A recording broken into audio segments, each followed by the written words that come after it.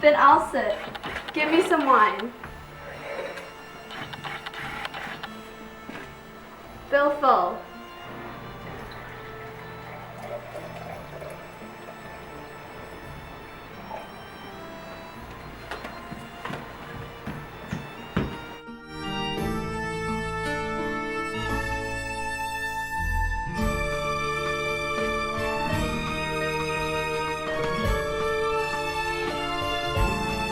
I drink to the joy of our table, and to our dear friend Banquo, whom we miss.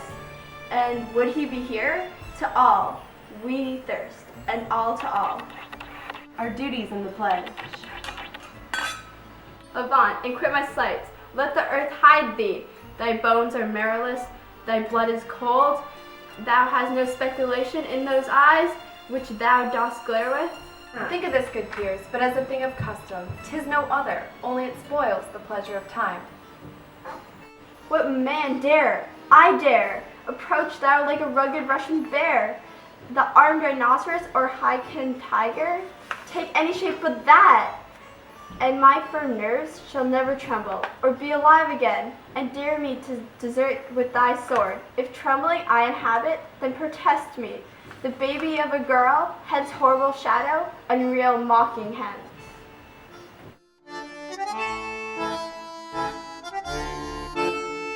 Why so? Being gone, I am a man again. I pray you, sit still. You've displaced the mirth, broke the good meeting, with the most admired disorder. Can such things be, and overcome us like a summer's cloud? Without our special wonder, you make me strange, even with deposition that I owe. When now I can think behind such sights, and keep the natural ruby of your cheeks, when mine is blanched with fear?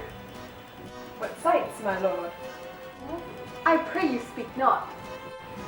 He grows worse and worse. Question enrages him. At once, good night.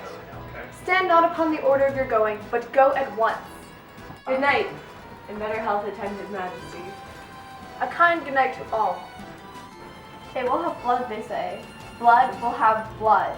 Stones have been known to move, and trees to speak. Augurs and unknown relations have by maggot pies and chops, and rooks brought forth. The secretest man of blood, what is the night? Almost at odds with morning, which is which? How sayest thou that Macbeth denies his person at our great bidding? Did you send him, sir? I heard it by the way, but I will send. There is not one of them but in his house. I kept a servant fed. I will tomorrow, and betimes I will, to the weird sisters. More shall they speak, for now I am bent to know, by the worst of means, the worst.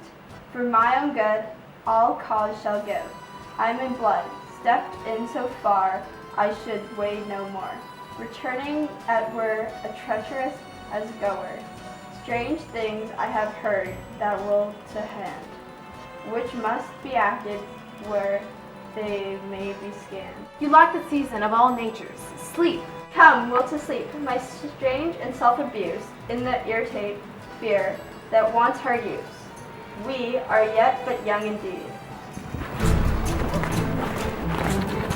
Why how now, Hecate, you look angrily?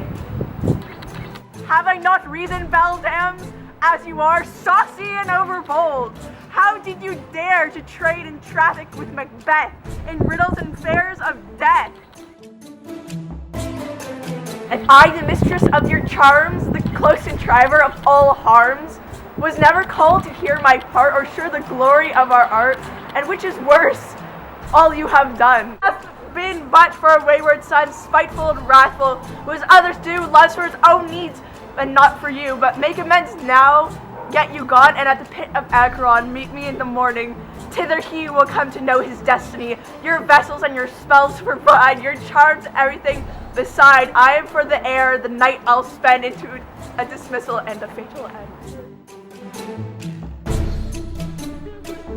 Great business must be run here soon. Upon the corner of moon there hangs a vaporous drop profound, and I'll catch it here and come to the ground. Shall raise such artful spirits as by the strength of their illusion shall draw him unto his confusion.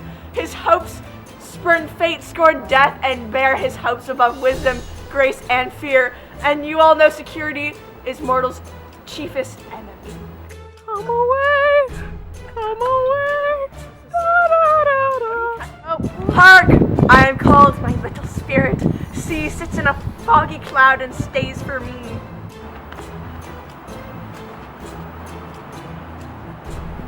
Come, let's make haste. She'll soon be back again. My former speeches have but hit your thoughts, which can interpret further.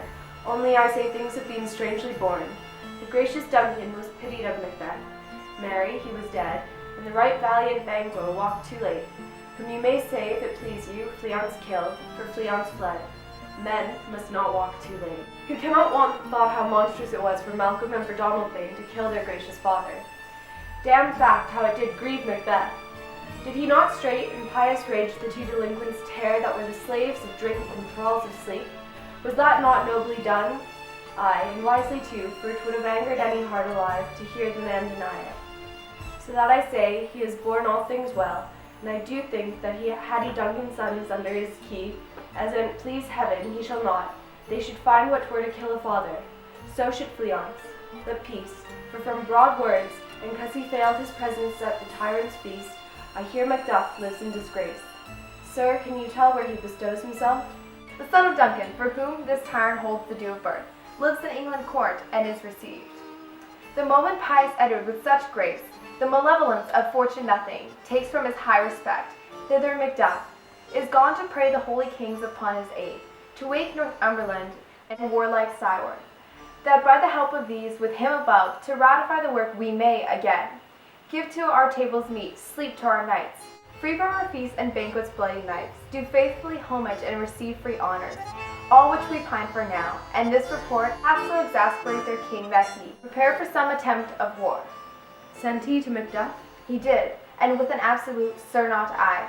The cloudy messenger turns me his back, and hums as who should say, you'll rue that time that clogs me with his answer. And that well might, advise him to a caution told what distance his wisdom can provide. Some holy angel fly to the court of England and unfold his message ere he come, that a swift blessing may soon return to this our suffering country under a hand accursed. I'll send my prayers with him.